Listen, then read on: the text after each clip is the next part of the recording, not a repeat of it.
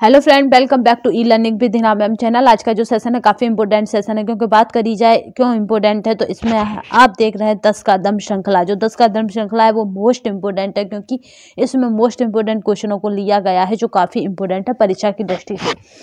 चलिए, आज का मोटिवेशन कोट जो आपको ऊर्जावान रखेगा तथा औरों से बेटर तथा अलग करने के लिए आपको प्रेरित करता रहेगा। क्योंकि क्या करना है, आपको ऊंची उड़ान रखनी है तो अपने आप कारवा बनता जाएगा, यानी अपने आप तैयारी का मुकाम आप हासिल करते जाएंगे और उसको पाने के लिए तत्पर होते जाएंगे। चलिए तो सेशन को स्टार्ट करते हैं।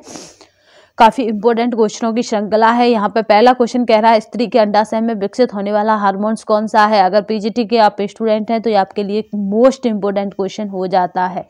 तो यहाँ पे अगर बात की जाए तो पहला ऑप्शन को देखते हैं तो पहला है रिलैक्सिन, और दूसरा ऑप्शन यानी बी ऑप्शन है एस्ट्रोजन, सी ऑप्शन है प्रोगेस्टेरोन और डी ऑप्शन है ये सभी। तो यहाँ पे जो राइट आंसर रहेगा वो रहेगा ये सभी। ये सभी कौन है? स्त्री के अंडाशय में विकसित होने वाले हार्मोन्स हैं। मास्टर ग्रंथि कहलाती है। तो मास्टर ग्रंथि की बात की जाए तो अगर ये मास्टर ग्रंथि ना हो तो किसी भी जीव का समझने की पावर कैपेसिटी नहीं होती है, यानी कोई भी जब प्रॉब्लम उसके आगे कोई क्रिएट करी जाती है तो किस तरह से वो समाधान निकालता है, इस तरह का जो समाधान देती है वो हमारी मास्टर ग्लैंड देती है, इसीलिए इसको मास्टर ग्रंथि कहा जाता है। ग्रंथियों की भी ग्रंथि। पहला ऑप्शन देखते हैं एंड्रिनल, दूसरा है थाइमोन, तीसरा ऑप्शन कह रहा है पीयूष और चौथा ऑप्शन कह रहा है ये सभी। दो का राइट आंसर जो रहेगा वो रहेगा पीयूष ग्रंथि। पीयूष ग्रंथि को मास्टर ग्रंथि कहा जाता है। पैराथार्मोन हार्मोन्स है। पैराथार्मोन हार्मोन्स की बात की जाए तो ए ऑप्शन है सीए तथा फास्फोरस की सही मात्रा पर नियंत्रण, बी कह रहा है पेशियों के नियमन में और डी कह रहे यहाँ पे सी है ऑप्शन देखिए हड्डियों तथा दांतों के विकास में, और डी ऑप्शन की बात करें तो यहाँ पे डी ऑप्शन कह रहा उपयुक्त सभी। तो 3 का जो राइट आंसर रहेगा वो रहेगा उपयुक्त सभी। पीयूष ग्रंथि स्थित होती है। तो पीयूष ग्रंथि मानव के किस भाग में स्थित होती है? तो ग्रीवा में, मस्तिष्क में, पाचन तंत्र में और महाशय में। मैंने क्या कहा था, किसी भी सिचुएशन को किसी के सामने रख देते हैं, वो जिस सिचुएशन में अपने आप को हैंडल करते हुए बाहर निकलता है। तो याद रखिएगा ये समझ हमें कौन देता है? मस्तिष्क देता है। तो ये ग्रंथि कहाँ स्थित होती है? तो मस्तिष्क में स्थित होती है। नेक्स्ट क्वेश्चन देखते हैं। सुप्रारीनल ग्रंथि है। तो यहाँ पे सुप्रारीनल ग्रंथि की बात करें तो ए क्या है? थाइमस ग्रंथि, बी क्या है? एड्रिनल ग्रंथि और सी क्या है? पैराथायराइड ग्रंथि और डी क्या है? पिनियल काय। तो यहाँ पे राइट आंसर क्या रहेगा 5 का वो देख लेते हैं। तो राइट आंसर 5 का जो रहेगा वो है एड्रिनल ग्रंथि। नेक्स्ट क्वेश्चन देखते हैं। हार्मोन्स है। तो हार्मोन्स क्या है? तो यहाँ पे देखते हैं जटिल कार्बनिक पदार्थ, बी ऑप्शन है एक प्रकार के उत्प्रेरक रासायनिक पदार्थ, सी ऑप्शन है एक यौगिक और डी ऑप्शन है उपयुक्त में से कोई नहीं। तो यहाँ पे जो राइट आंसर रहेगा वो क्या है? जटिल कार्बनिक पदार्थ हैं। हार्मोन से क्या है? जटिल कार्बनिक पदार्थ हैं।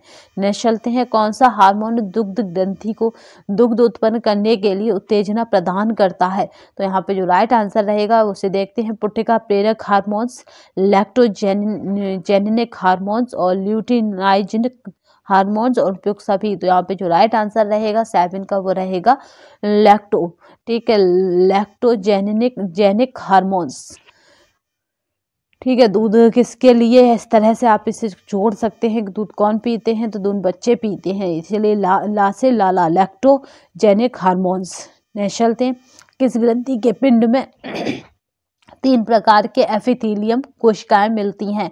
अगर 3 प्रकार के एपिथेलियम कोशिकाओं की बात की जाएगी तो पहला ऑप्शन कह रहा है ए कह रहा है एंड्रिनल ग्रंथि में, बी कह रहा है पैराथायराइड ग्रंथि में, सी कह रहा है थायराइड ग्रंथि में और डी कह रहा है थॉमस ग्रंथि में। तो यहाँ पे जो राइट आंसर रहेगा 8 का वो रहेगा बी।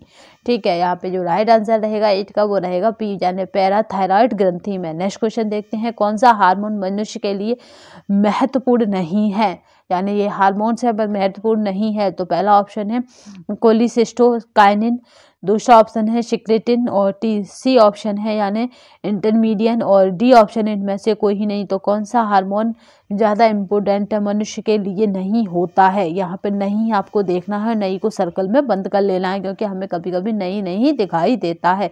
तो ये है इंटरमीडियन हार्मोन्स। चलते हैं। एक्सोपैथेलियम ग्वाइटर नामक रोग किस हार्मोन्स की अधिकता से होता है? तो यहाँ पे जो राइट आंसर है वो है थायरोट्रॉपिक हार्मोन्स की अधिकता से होता है। यहाँ पे ए ऑप्शन की अगर बात करते हैं तो यहाँ पे एंड्रोट्रॉपिक हार्मोन्स है, इंटरमीडियन है, और सी ऑप्शन इसमें राइट आंसर है, यानी थायरोट्रॉपिक हार्मोन्स की अधिकता से ये हो जाता है। था से जोड़ो था को ए के पास, यानी एक्सोथैलेमिक ग्वाइटर, तो यहाँ पे याद रखेंगे था, यहाँ पे भी है, था यहाँ पे भी है, तो याद रखेंगे थायरोट्रॉपिक हार्मोन्स की वजह से हो जाता है। तो आज हमने 10 की दम की श्रृंखला में 10 क्वेश्चनों को कंप्लीट कर लिया है। ये सेशन हमारा लगातार जुड़ा हुआ, अगर अब तक आप हमारे चैनल पर नहीं जुड़े हैं तो जुड़ जाइए, क्योंकि ये सेशन आपके लिए काफ़ी इम्पोर्टेंट होगा।